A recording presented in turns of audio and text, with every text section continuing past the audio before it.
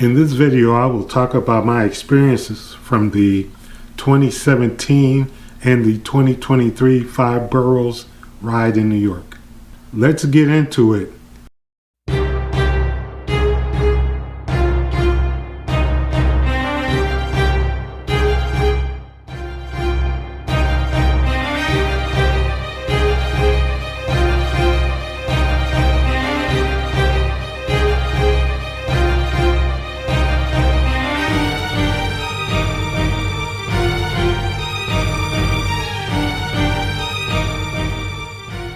First, registration. In 2017, it was 30 degrees, it was windy, it was cold, and it had rain both Saturday and Sunday, and I mean heavy rain. I was miserable. About 4 miles into the ride, my friends and I decided we were just going to go to Chinatown, get something to eat, chill out. And then later on that day at 2 p.m. I went to a matinee, and that was my New York experience. In 2023, the morning started off a little chilly at 54 degrees, but by the time the ride ended, it was well into the 80s. My first tip here is to register early. You want to make sure that you get into one of the first couple waves or be in the VIP wave. That way you should have pretty much a smooth sailing for your whole 40-mile route. In 2023, anybody who was in wave number 4 and above wind up walking most of the bridges due to congestion. There was also a lot of congestion at Astoria Park, which was the halfway point of the ride. By that time, the lines for snacks, food, and doing some of the games and some of the other activities in the park were well beyond anybody's capabilities.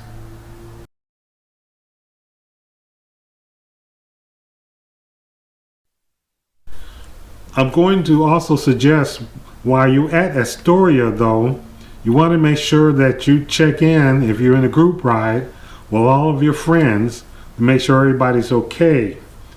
You also want to make sure that if you have any mechanical issues to stop at one of the SAG tents to have your bike looked at.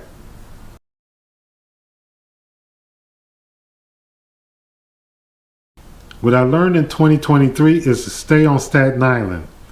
This way, when you get to the Finish Festival, you do not have to wait in a long line to catch the ferry back to Manhattan.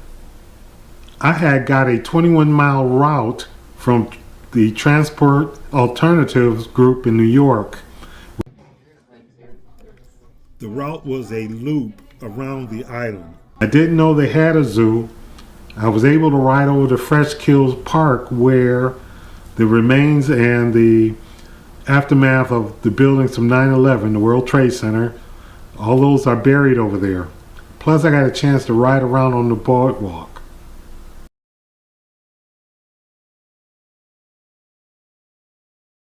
I will post a link to Transportation Alternatives in the description below. Me personally, I would advise any of my friends to stay on Staten Island.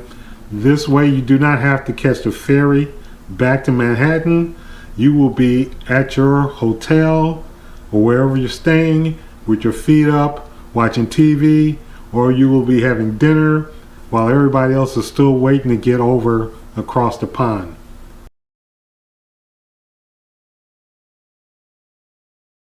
In 2023, there was a medical emergency on one of the islands for one of the cyclists, and they halted the ferries for 2 hours. So most people didn't even get home till late. It was 9-10 o'clock before they were able to get back to Manhattan. I just wanted to remind you of something that should be automatic to every cyclist. Please make sure that your bike is in good working order. I personally put on fresh new tires and plus had a bike tune up about a couple weeks prior to the ride. If you're renting a bike, please make sure that the organization you're renting the bike from actually kind of fits the bike to you. I saw way too many people riding with their saddles too low, and I'm sure by the end of the ride, their back and knees was killing them. And for the advanced cyclists, I would also suggest do not do clipless pedals. You will have to stop and start too often for you to be trying to clip in and clip out. I witnessed 2 or 3 folks who fell because they couldn't unclip themselves in time. Next, it's important that you be at your wave location approximately 30 minutes before your wave actually is due to depart. Better yet, I would suggest an hour, especially if it's good weather. It'll give you a chance to meet who's around you. It also will give you a chance to chat it up with your friends, maybe get in that cup of coffee if you didn't get a chance to eat or drink prior to the ride.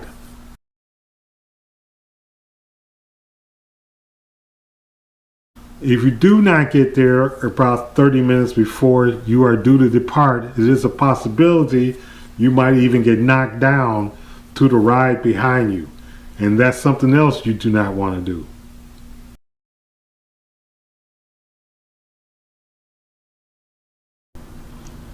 Next, make sure that you have a bag that's legal. Do not take an illegal bag like a backpack or panniers on the ride.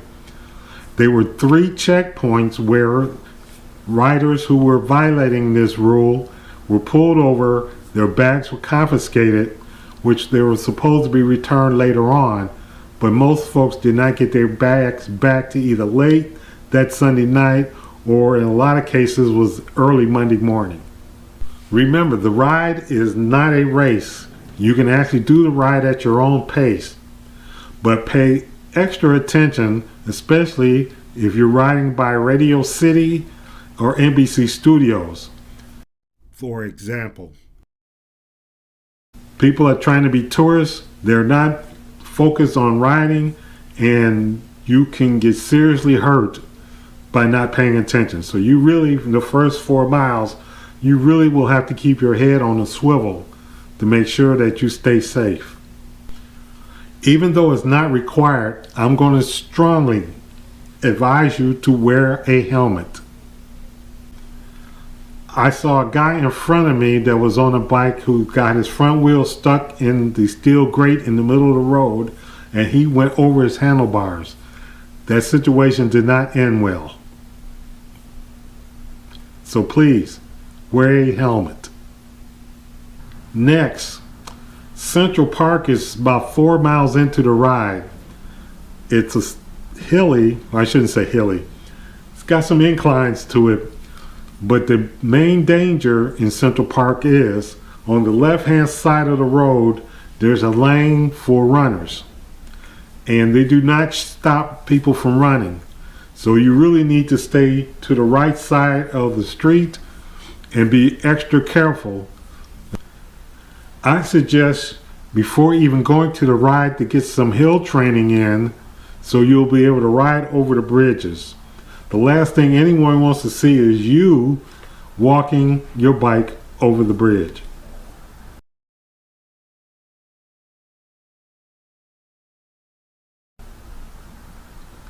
There also will be people at every bridge that will be stopping to take photos.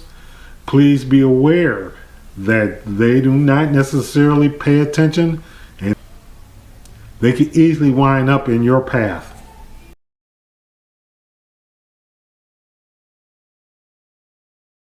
The second big challenge is the Verrazzano narrow bridge, which is at the 35-mile mark. This bridge is also at a 4% incline. But this leg killer, which is at the end of the ride, actually starts going up about 2 miles before you even get to the bridge. Now, I will say there is a rest stop prior to getting on the bridge. I would highly suggest stopping there, getting something to drink, hydrate, maybe get a snack in, spend about 10 minutes to let your legs recover, and then attempting to do the bridge. I saw so many people trying to ride over the bridge without stopping, and half of them didn't even make it up the hill. They wind up taking the hike bike path. If it's a nice day, try to spend some time at the Finish Festival. There'll be music, food trucks, and lots of things for you to do.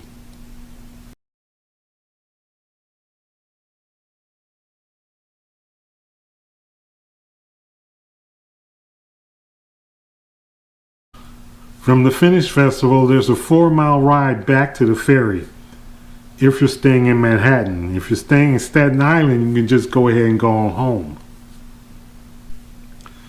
You should attend the bike festival when you go to pick up your packet, especially if you forgot something. Anything bike will be there for you to purchase. Also, be careful. Do not buy food from street vendors.